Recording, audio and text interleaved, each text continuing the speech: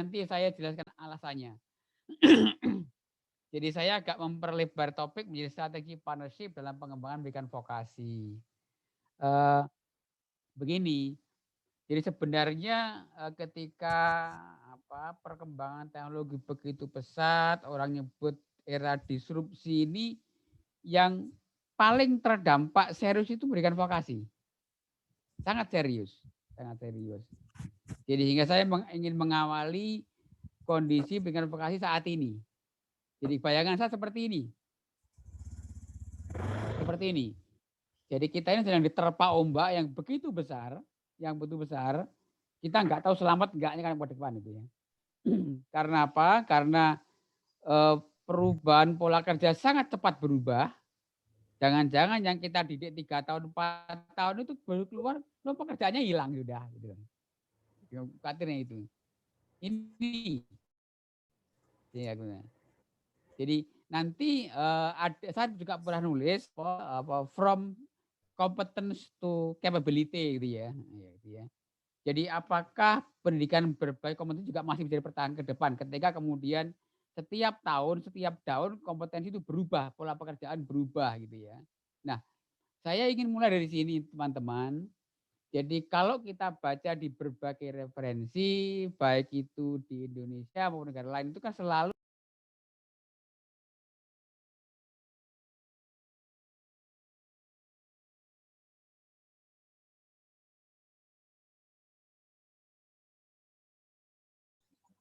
Izin Pak Prof, gemut mic-nya. Bentar ya Pak.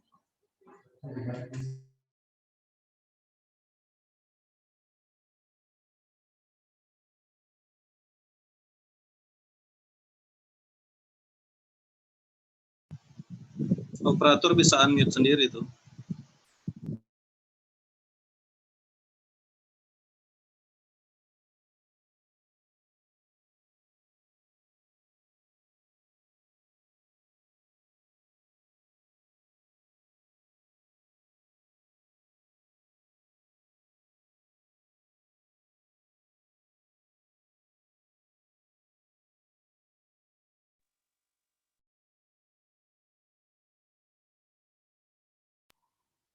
oh.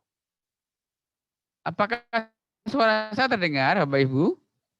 Ini baru terdengar Pak, tadi termute. Kalau boleh izin Pak, ulang Oh. lagi Pak. Oh, oke, saya ulangi nggih, saya ulangi nggih. Ya, Saya mohon ulangi. maaf Pak. Oke. Jadi ini.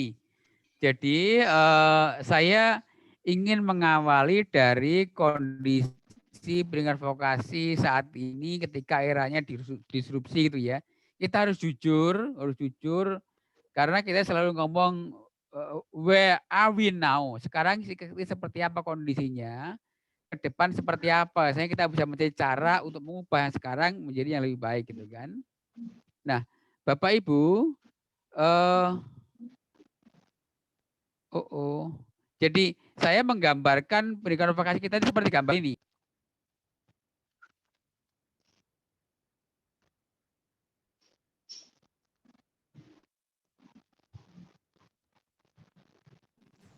Kok macet-macet ya?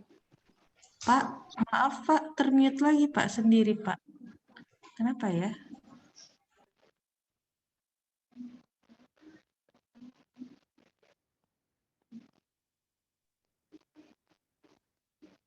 Halo, sudah terdengar sekarang?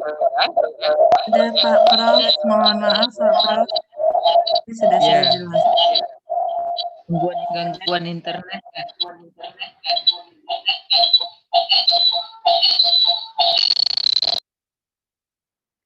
Halo, suara saya terdengar? Terdengar dengan baik Pak di sini. Oke. Sudah. Ya. Jadi sekali lagi gambar yang saya tunjukkan itu, jadi kita ini vokasi sedang diterpa oleh situasi apa itu perubahan teknologi yang begitu cepat dan perubahan teknologi sekarang masuk ke segala kehidupan, termasuk pola kerja kita lah. Sekarang kita kerja dari rumah, ya kan? Kita belanja online, segala macam itu, kemacam lain. Nanti Bapak Ibu juga bisa cari mendownload berbagai YouTube, katakanlah apa Society 5.0 yang orang nanti akan kirim barang pakai drone segala macam kan? Itu. Nah, itu. Katakanlah mungkin kalau 3D printers itu jadi jangan-jangan bubut itu hilang gitu kan. Jadi bubut itu hilang gitu ya. Nah, ini. Nah, teman-teman, jadi kalau saya mulai dari awal problemnya itu adalah kita menyiapkan lulusan yang memiliki kompetensi sama dengan yang diperlukan oleh dunia industri. Persoalan adalah kemudian karena perubahan teknologi jangan-jangan kemudian kompetensi yang kita siapkan itu sudah nggak ada. Itu persoalannya. Jadi karena penelitian Bank Dunia yang di atas itu mengatakan bahwa katanya antara tahun 2015 sampai 2020 sekarang terakhir ini sepertiga kira-kira core skill itu hilang gitu ya. Saya kemarin baru baca detail gitu ya, nanti mobil listrik itu. Nah kalau mobil listrik kemudian merajai di jalan, mobil bensin tidak ada, kan hilang itu kemudian bengkel-bengkel itu hilang. Seperti ya sekarang sudah jarang orang bawa tustel karena orang pakai HP untuk dipakai sebagai tustel dan seterusnya itu ya. Ini. Ya. Nah, kemudian kalau kita baca ini blog yang agak lama sebenarnya tahun 16 itu blognya Jim Clifton itu memberikan informasi pada kita bahwa kalau Google, EY menerima karyawan nggak tanya dia lulusan dari mana. Yang penting kamu bisa apa gitu ya. 2 tahun lalu teman saya anaknya diterima di Google. Menarik itu. Diterima ada semacam kalau mau kita itu CPNS gitu ya, PNS ya. Percobaan 6 bulan itu lucu. 6 bulan dikontrakkan apartemen di Sydney. Terserah kerjanya apa, tetapi dia setiap minggu suruh melapor ke ini saya kerjakan. Untuk menunjukkan dia he is capable to do something gitu ya. Itu. Nah, ini menjadi problem untuk kita semua. Oke, ini yang kita hadapi. Nah, contoh lain kemudian, walaupun ini SMK bisa kita bahan banding, kan Gubernur Jawa Barat itu pernah mengatakan akan membubarkan SMK karena menyumbang ke pengangguran banyak gitu kan. Saya ingin bertanya sekarang, berapa sih lulusan Poltek Medan sekarang per tahun kira-kira Bu? Berapa kira-kira jumlah lulusan Poltek setahun? 2000-an. 2000-an. Ya, 2000-an, Pak. Banyak ya, 2000. Umumnya mereka punya masa tunggu berapa lama ya untuk dapat pekerjaan pertama kali? Variasi per prodi nih, Bro. Nah, Kira-kira rata-rata Pak Joko? Ada yang lebih dari 3 sampai 4 bulan ada juga. Ada temuan sampai ada setahun, Bro. Cuman ternyata mereka berwirausaha dan itu belum dianggap bekerja, begitu. Iya, mestinya bekerja. Pertanyaan berikutnya yang paling pokok itu kira-kira berapa persen yang bekerja pada pekerjaan yang kira-kira inline dengan prodinya?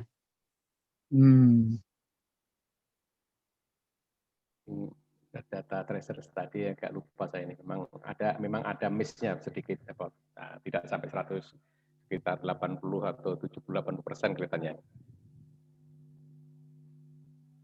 Ini menarik untuk nanti diskusi di waktu yang lain ya. Karena tampaknya sekarang perusahaan-perusahaan besar, termasuk sekarang Telkom mulai itu kalau menerima karyawan nggak tanya prodinya apa ya. Bank misalnya nggak tanya prodinya apa, yang penting lolos tes nanti dididik itu ya. Jadi saya punya lulusan, bayangkan dia lulusan S1 biologi, sekarang masuk di Telkom dan sukses itu. Jadi tampaknya itu perusahaan-perusahaan itu lebih mengandalkan hal lain dibanding prodinya gitu kira-kira itu. Ini tantangan besar kalau kita ke depan ya. Nah, yang kedua, ini kan data menarik. Ada penelitian sebenarnya, penelitiannya Pak Muhyiddin Nur Hadi, kenapa anak-anak SMA itu biasanya menang ketika bersaing tes dibandingkan SMK. Anak S1 seringkali menang dibanding D4 gitu ya. Menarik itu, menarik. Nah, bukan berarti SMK-nya lebih jelek, D4 lebih jelek. Jangan-jangan ada faktor lain itu yang perlu dicari. Ini penelitian saya. Ini penelitian saya yang kapan saya presentasikan di Singapura gitu ya. Saya mau wawancari banyak teman-teman yang tugasnya itu merekrut karyawan baru gitu ya. Karyawan baru. Yang sangat bagus itu teman dari Bontang. Ternyata 6 inilah kira-kira kriteria yang dianggap paling penting ketika menerima karyawan baru. Satu, tentu menguasai bidangnya. Kedua, tapi nalarnya bagus. Ketiga, kemudian ada attitude-nya, jujur, disiplin, kerja keras, problem solver, dan seterusnya. Saya pernah bertanya, gimana cara ngujinya? Mereka punya alat ternyata itu. Mereka punya instrumen untuk melihat apakah orang itu kira-kira care apa enggak dengan lingkungan, dan seterusnya itu. Nah, ini yang tampaknya kemudian yang saya tulis soft skill itu tampaknya belum begitu mendapat perhatian kita semuanya. Terlalu fokus, bukan salah sih, kita sangat fokus pada expertise in the field, tapi agak melupakan yang soft skill, yang seringkali dianggap juga penting oleh para penerima karyawan baru. Oke, teman-teman itu pengantar saya. Tapi tadi Pak Joko mengeluhkan bahwa sangat berat bagi perguruan tinggi vokasi untuk mengikuti perkembangan teknologi di industri. Tidak mungkin Pak bisa terkejar, Pak. Jadi tidak usah Bapak jangan risau, tidak mungkin terkejar itu. Karena memang lain kan, lain fokus. Jadi peralatan kita akan selalu tertinggal oleh industri karena industri kan memang dia business oriented betul ya. Begitu ketinggal disingkirkan karena kalau dia menggunakan mesin lama kita akan kalah bersaing. Contohnya paling gampang pabrik gula. Pabrik gula kita sekarang ini pabrik lama itu kan mesin kuno itu sudah jauh nggak efisien, jadi kemudian ya digilas oleh pabrik gula yang lebih baru gitu kan. Nah, iklim kerja juga beda di sekolah dengan di dunia kerja itu. Itulah sebab kemudian seringkali pengalaman belajar kita, anak-anak kita itu memang belum match dengan dunia kerja gitu kan. Belum lagi nih teman-teman. Nah, silahkan baca tulisnya David Newhouse ini. Ternyata perluasan berikan vokasi yang digencarkan pemerintah kita itu katakanlah bukan salah ya, tapi tidak konsisten, tidak konsekuen, tidak dibarengi dengan penyediaan sarana prasarana cukup. Jadi kemudian jumlah SMK, diploma, Poltek itu yang baru-baru itu seringkali mutunya tidak bagus. Sehingga rata-rata kemudian turun mutunya. Turun. Karena jumlah yang baru itu lebih banyak yang kurang baik dibanding yang baik. Sehingga rata-rata engineer menjadi turun gitu. Jadi kemudian penghargaan dunia kerja pun menjadi turun gitu kan. Nah, apalagi kemudian ini yang problem serius ini nanti kita carikan jalan keluar. Jadi kita harus tahu bahwa jumlah mahasiswa pendidikan vokasi kita ini jauh lebih besar dibanding daya tampung dunia industri untuk bekerja sama. Saya nggak tahu di Medan ya, di Surabaya, Jawa Timur itu jumlahnya begitu banyak SMK, diploma itu, tapi industri kita tidak banyak, sehingga nggak mau menampung. Lain dengan Jerman gitu. Jerman, Swiss itu nggak bisa banding karena di sana jumlah industrinya banyak, TVET-nya nggak begitu banyak gitu kan.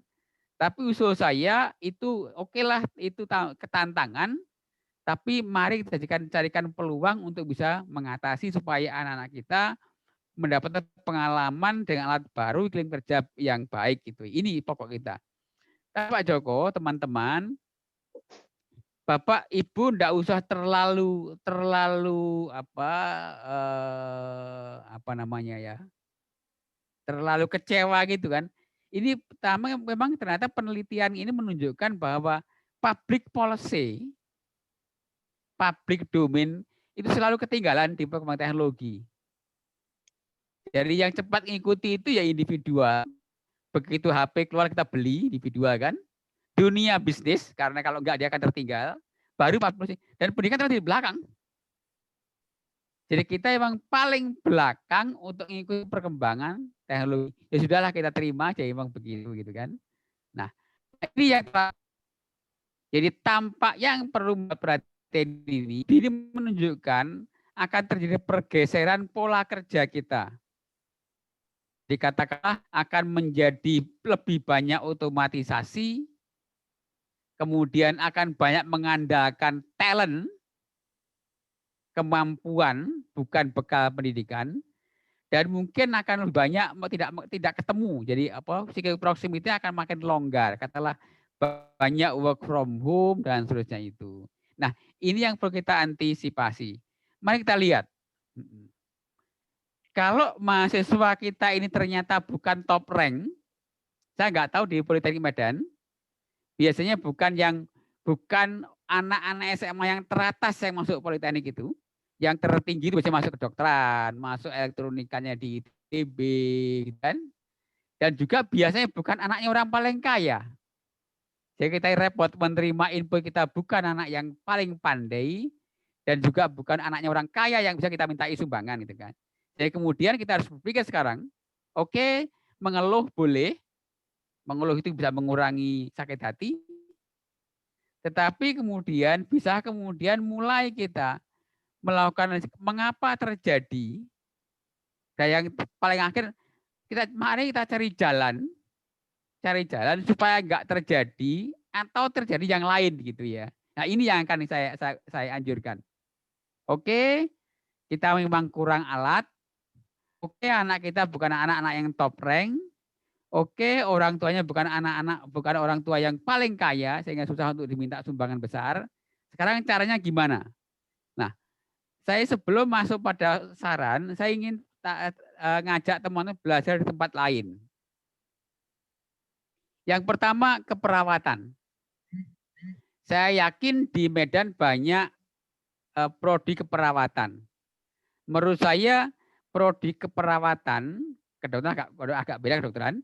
Keperawatan itu yang paling punya pengalaman panjang bagaimana kerjasama dengan dunia industri, dengan rumah sakit. Nah, ini saya tunjukkan caranya. Ini yang saya ambil dari Jerman yang Fachschule itu. Bagaimana mereka bekerja sama dengan industri. Jadi kalau di perawat itu diatur betul oleh kampusnya agar di setiap bagian di rumah sakit itu ada sejumlah mahasiswa dalam jumlah yang tetap sehari-hari di situ gantian itu. Karena apa? Dengan begitu akan diperhitungkan sebagai karyawan dengan tanpa bayar. Sama dengan di Jerman, sama ini ya. Nah, kemudian yang ini 3 kemitraan yang bentuknya lain. Kalau yang 2 ini tadi itu ngirim mahasiswa ke dunia industri, dunia kerja, ini agak lain. Saya kebetulan ketiga-tiganya saya terlibat itu ya, tiga-tiganya. Jadi di Unmul di Samarinda, ini penting untuk pengetahuan bagi teman-teman Politeknik. Itu laboratorium kebetulan dibangun oleh Tanoto Foundation. Ketika saya lacak, ternyata iya, karena Tanoto punya hutan produksi di Kaltim sangat besar. Maka membantu Fakultas Kehutanan di Unmul. Yang kiri bawah itu perguruan tinggi swasta di Surabaya, dari rumah saya dekat sekali. Itu dibantu oleh Pertamina, membuat cukup bagus itu kafe serbaguna, disebut kafe Fastron. Yang kanan bawah itu rumah sakit juga dekat rumah. Kebetulan ini gabung di rumah sakit dengan kampusnya satu yayasan. Itu kemudian mendapatkan mesin hemodialisa cuci darah itu gratis dari pabriknya. Nah, ini bentuk lain kerjasamanya, bukan ngirim mahasiswa ke industri, tapi industri yang datang ke kampus untuk membuat sesuatu. Nah, mari kita lihat gitu ya. Jadi menurut saya kemudian pola tadi yang harus digali. Jadi strategic partnership itu the most possible way to strengthen professional education. Saya kira apakah nanti kita akan menuju pada triple helix yang digagas pemerintah itu, universitas, industri, dan perguruan tinggi, monggo. Apakah mau menuju pada triple P, public private partnership, monggo. Tapi usul saya 3 konsep itu bisa digabung, diintegrasikan, dicocokkan dengan situasinya. Saya ingin menunjukkan beberapa yang pernah saya kerjakan ini. Jadi katakanlah kalau kita akan memulai kerjasama, kita harus melihat kira-kira nilai dari partner itu apa untungnya. Jadi katakanlah kalau saya punya rumah sakit, punya pasien cuci darah, kalau saya dapat bantuan alat, untung saya apa? Tapi juga untungnya yang menyumbang apa? Karena tidak mungkin bisnis is bisnis gitu ya, nggak mungkin industri itu nyumbang tanpa motif, nggak mungkin. Kalau kita bisa memilih kriterianya apa kita yang saling menguntungkan gitu kan. Berikutnya kemudian kita mulai kalau itu manajemen seperti apa, dan yang terakhir yang paling utama itu partner network. Membangun partner network supaya itu berjalan dengan baik dan sustain gitu kan. Karena seringkali banyak di tahu berhenti karena kita nggak sustain gitu kan. Sehingga ini ada tahapan, identifikasi partner, kemudian dilihat benefitnya bosa itu ya. Kemudian kita diskusi, ketemu dengan mereka. Yang pokok yang keempat itu menyepakati. Anda mengerjakan apa, kami mengerjakan apa, tugasnya apa, dan untungnya apa masing-masing harus clear. Untung tidak beruntung ya. Nah, saya tunjukkan loh, jadi saya tunjukkan bahwa untung tidak harus beruntung, tapi manfaat ya. Kemudian dibangun plan rancangan yang jelas tanggung jawabnya masing-masing. Ini pengagalan. Jadi paling kali kali kalau enggak leverage-nya enggak sama, kemudian yang gede pengen mendominasi. Kemudian yang kecil lebih kecil kemudian merasa kemudian enggak nyaman gitu kan, berhenti gitu ya. Juga sering kali kemudian merasa tidak mendapat keuntungan yang sesuai dengan yang dulu direncanakan dan seterusnya. Ya. Nah, itu yang harus clear dari awal gitu kalau ingin bersama. Jadi strategi harus harmonis, harus efektif, sustainable, harus saling menghargai, harus diorganisasi yang bagus, tanggung jawab yang benar seterusnya itu ya. Nah, ini juga pengalaman gagal maupun sukses gitu kan. Jadi win-win for both side. Jadi katakanlah kedua belah pihak harus dapat manfaat. Saya pengalaman ketika dulu yang tadi Pak Joko cerita membangun double degree dengan Curtin dan dengan Utrecht itu clear betul. Oke, ini Anda untung ini, kami untung ini, both side ya. Kemudian programnya disamakan programnya. Oke, yang di Surabaya diajari ini, yang di sana diajari ini, nanti gandeng dan seterusnya. Jadi, nah, value-nya harus match, harus gandeng gitu, dan seterusnya itu ya. Oke. Teman-teman, ini saya ingin belajar pengalaman tadi. Jadi kalau kita membangun sama itu pertama harus saling menguntungkan. Jadi yang saya tunjukkan katakanlah untung tidak harus berupa uang, bisa berbentuk lain. Dan harus jelas dari awal perannya masing-masing apa. Apa manfaat masing-masing, dibuat rancangan tahapan yang clear, sepakati bersama, dan yang kuncinya harus jujur ya. Ternyata doing bisnis semacam ini jujur, yang penting tidak boleh cheating gitu ya dengan partner. Apalagi partnernya dunia bisnis yang begitu kita cheating, dia akan ngomong, oke, We are finished right now gitu ya gitu. Nah, teman-teman tolong dipegang betul bahwa business is business. Akan tetap bisnis. Dia akan menghitung betul untungnya apa, manfaatnya apa. Nah, ini contoh. Ini hasil studi saya beberapa kali di Jerman. Jadi kalau di Jerman di itu lazimnya mahasiswa itu dibuat semacam block plan gitu ya, long block gitu. Jadi katakanlah yang lazim itu dibuat modul-modul, modul 1, modul 2, modul 3 begitu itu. Kemudian ada katakanlah saya gambar ini LA1 ini long block 1 gitu, untuk grup 1. Seminggu di kampus, 2 minggu di industri.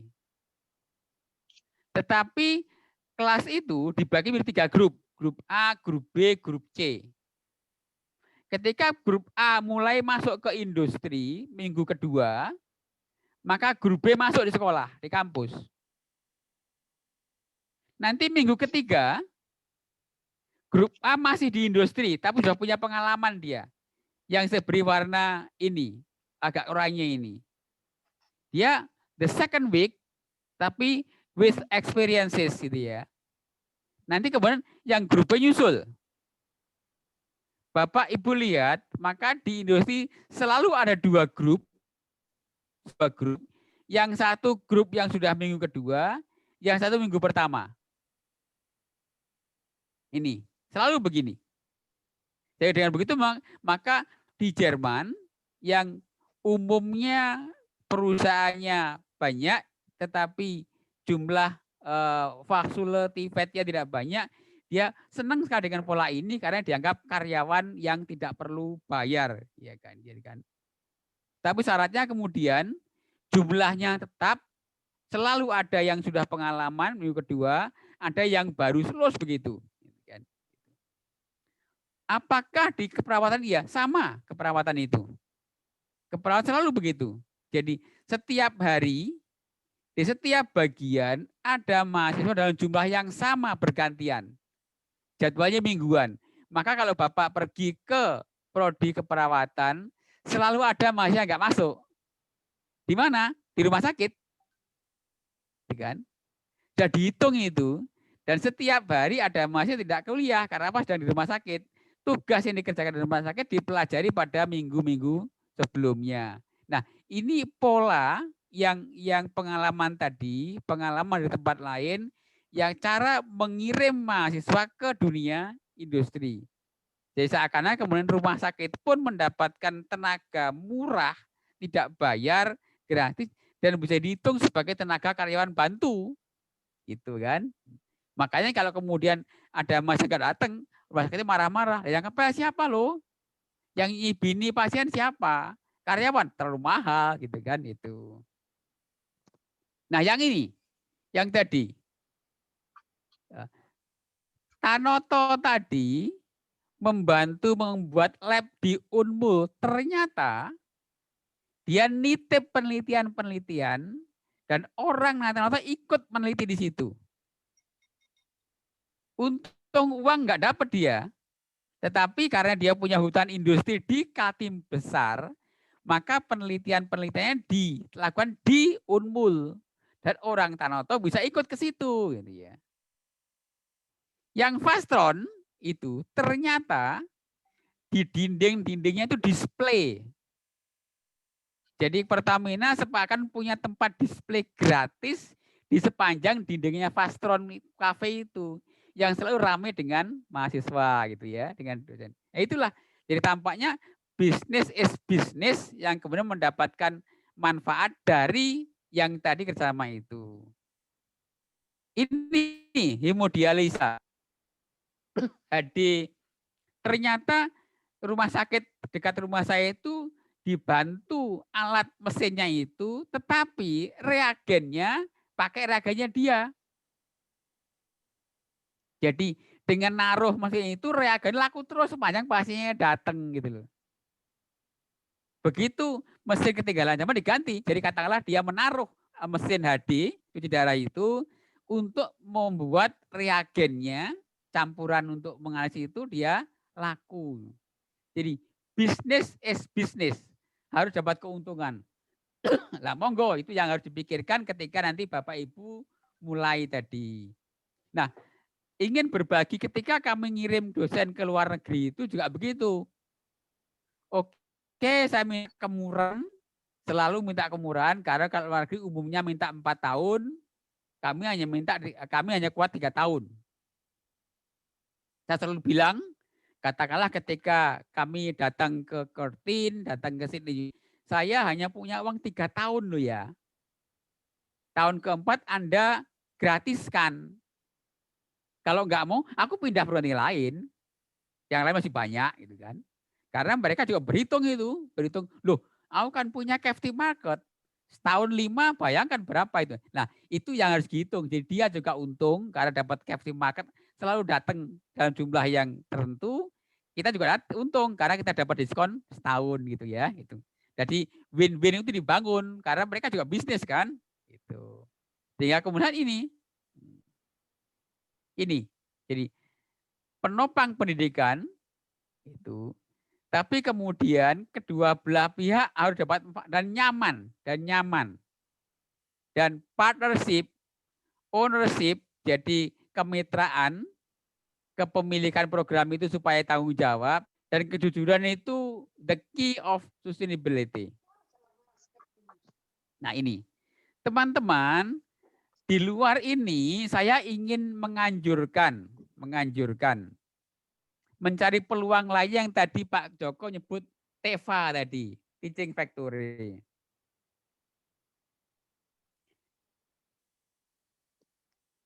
Pengalaman yang saya miliki, hampir tidak ada kampus yang piawai mengelola bisnis. Hampir nggak ada. Karena memang bukan bidangnya kan, bidangnya kan pendidikan gitu kan. Sehingga seringkali kalau kemudian betul-betul mulai itu bersaing dengan pebisnis murni dia kalah lincah gitu kan. Seperti hanya BUMN dengan swasta kan kalah lincah gitu kan. Pertanyaan saya kemudian, mungkinkah mengajak Dudi itu masuk ke kampus untuk membuat unit industri di kampus? Yang tadi kemudian nanti difungsikan menjadi teaching factory.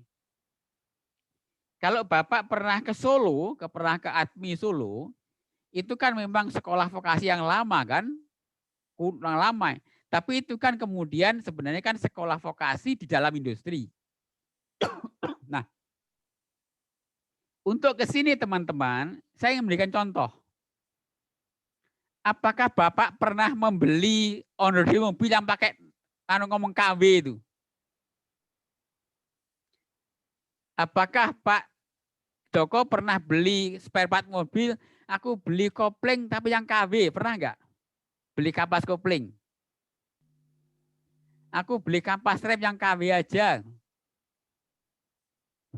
Itu buatan Bangil Pasuruan.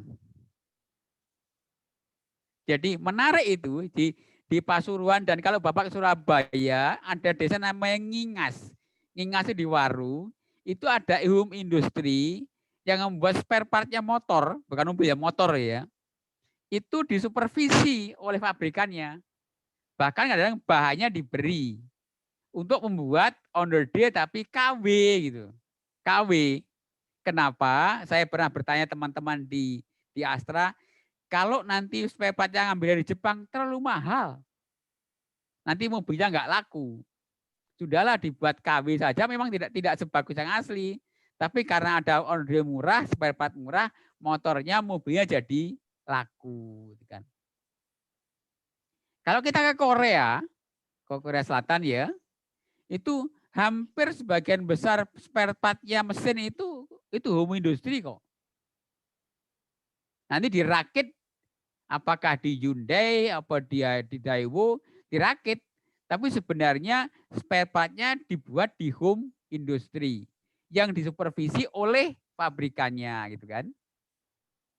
Jadi ini kan ada dua contoh gitu. Pertanyaannya, bisa enggak Politeknik Medan itu menjadi home industrinya beberapa pabrikan gitu kan, ditarik ke dalam. Nanti kemudian menjadi TV-nya Politeknik Negeri Medan. Tetapi sebenarnya dia harus bisnis. Karena kalau enggak bisnis, iklim kerjanya tidak seperti dunia kerja yang sungguhnya, gitu kan? Itu. Nah, itu menurut saya. Mungkinkah kalau saya mengatakan ya harus mungkin. Sulit, iya, tapi bisa kan, itu kan? Sulit, iya. Gampang, kalau gampang kan sembarang orang bisa itu kan? Ya, karena sulit maka kalau gampang orang bisa, karena sulit maka hanya orang-orang tertentu di Poltek Medan yang bisa gitu loh ya. Sehingga usul saya untuk membangun TEVA tidak sendirian, ajak aja dunia industri yang cocok, diajak membangun TEVA di kampus, bagian semacam home industri untuk mensuplai bagian spare part industri itu untuk dikirim ke sana. Bahan dasarnya bisa disupervisi, kemudian ini betul-betul seperti dunia industri situasinya, tapi tempatnya dalam kampus. Dengan juga tidak perlu mengeluarkan, paling kita modal lahan, modal gedung, tapi alat dan seterusnya bisa disuplai dari dunia industri. Teman-teman, yang terakhir saya ingin mengingatkan kita semua yang sebidang dengan vokasi itu, ketika era disrupsi teknologi seringkali kemudian lulusan kita segera obsolete ya. Karena apa? Kalau kita baca Kondratik Cycle, itu perkembangan teknologi semakin cepat. Jadi bukan mustahil pekerjaan yang sekarang kita hadapi segera segera akan ganti baru gitu ya. Sehingga kemudian perlu dipikirkan. Pulang dia udah barusan aja. Ya. Pertanyaannya bagaimana agar kemampuan usaha kita tidak usang gitu kan? Tidak usang dan mereka dapat beradaptasi dengan perkembangan teknologi. Nah, usul saya tolong nanti bisa dibuka di buku saya di semua di handle Google itu, semua ada di Google. Jadi proses belajar mengajar mungkin bisa ini yang saya sarankan. Jadi menurut saya sekarang hubungan dunia kerja dengan prodi itu makin longgar, maka kita bisa bergeser dari katakanlah dari pedagogi ke andragogi ke hitagogi yang sekarang pemerintah nyebutnya itu merdeka belajar itu. Sehingga bayangan saya kemudian oke, dia masuk ke prodi otomotif. Loh, tapi dia tidak pengen kerja bengkel ya. Dia mungkin akan bikin punya bengkel sendiri. Kalau itu oke, ikut mengambil sekian SKS untuk otomotifnya.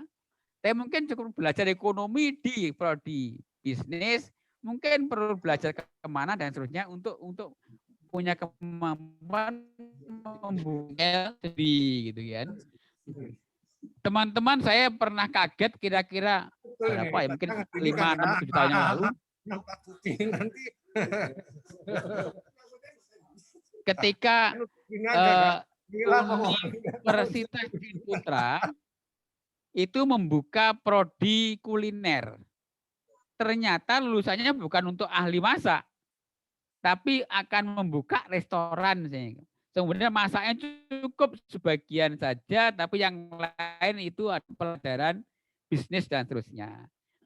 Saya kira itu yang dapat kami sampaikan. Sekali lagi yang bagian akhir ini saya ingin mendorong untuk kita semua berani berinovasi. Jangan-jangan nanti anak-anak kita tidak bekerja di tempat seperti di prodi penuh, tapi akan bergeser ke sini situ.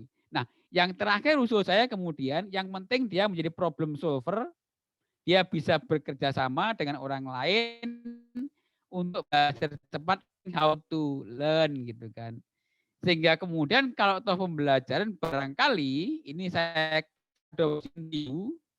NTU, maka project based learning, problem based learning itu bagian penting untuk membuat dia terbiasa beradaptasi menyelesaikan situasi yang baru. Saya kira itu teman-teman yang dapat kami sampaikan. Monggo kita bebas saja untuk berdiskusi. moga-moga saya bisa menunjukkan beberapa contoh di yang tempat yang